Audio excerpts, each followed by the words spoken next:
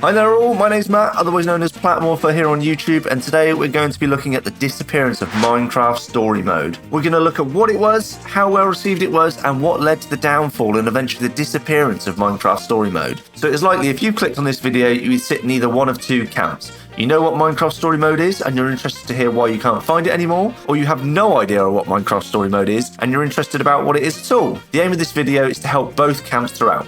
Firstly, a recap on the game itself. Minecraft Story Mode, in its simplest form, is a point-and-click adventure. It is described as an interactive action comedy drama. As part of the gameplay, players would collect items, solve puzzles, and interact with the world and its NPCs in it. Much like all Telltale games, the decisions you make during the playthrough would affect events further on the story. For example, making friends with a certain character would have them fight for you when you needed later on. The game's structure was broken down into episodes, with Season 1 being 8 episodes long, while Season 2 was just 5. As mentioned before, your actions did have consequences, and your decisions did carry over from episode to episode, not just contained to your current one, giving the game a real great sense of continuity throughout. And it was quite a shift from the usual go and do whatever you want approach that Minecraft normally allows you to have. As a story-driven adventure, Minecraft Story Mode allows this game to become a lot more character-focused, making the interactions with the characters much more meaningful than they would be in the base game. Give a brief overview of the story of the game. You play as Jesse, an everyday guy with seemingly nothing extraordinary about our hero to begin with, as Jesse sets out across the overworld to reform the once great hero team, the Order of the Stone. Accompanied by your pet pig Reuben, your ultimate goal and threat comes from the Witherstorm, a universal level-ending threat that you must overcome with the help of your friends. The game was understandably covered massively upon its release and covered by lots of huge YouTubers at the time. To name a few, DanTDM, who appears in the game himself, Technoblade, Stampy Longhead, and the list goes on.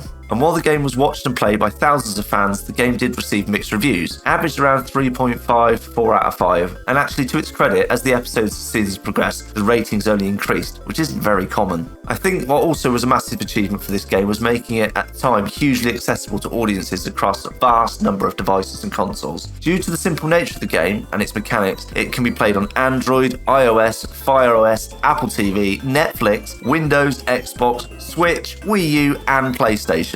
And while the game did have mixed reviews, it sold a massive 400,000 copies on Steam alone for the first season. These numbers did dramatically drop for the second season, not seeing the same excitement the original season had generated. This is where we come to the disappearance of the Minecraft spin-off game, essentially disappearing off the face of the planet. Between the years of 2010 and 2016, Telltale Games joined with some major franchises in order to continue the producing successful content. These included Back to the Future, Jurassic Park, and Law & Order. The two major breakout successes at this time were The Wolf Among Us, great game, and most notably the Walking Dead series. These were huge games and earned the studio a lot of reputation and undoubtedly money. As Telltale Games pushed from this success, they grew and continued to take on bigger, more established franchises, including the Minecraft story. And while the expansion and bigger franchises are a huge positive, they do come with bigger obligations. Timelines are shortened while expectations are heightened. Telltale had a run of releases which, while performing well, weren't reaching a level like its more successful predecessors had, and where their expansion and growth had taken place, the numbers could no longer support their now larger business. And to cut a long story short, in 2018, Telltale Games began the process of closing down and delisting its games, leading us back to the story of Minecraft Story Mode. The game is now no longer downloadable from any marketplace and was removed from Netflix as the last step of the process in December 2022. And that brings us to the present. Can you play the game now? Is it worth so? And if so, how?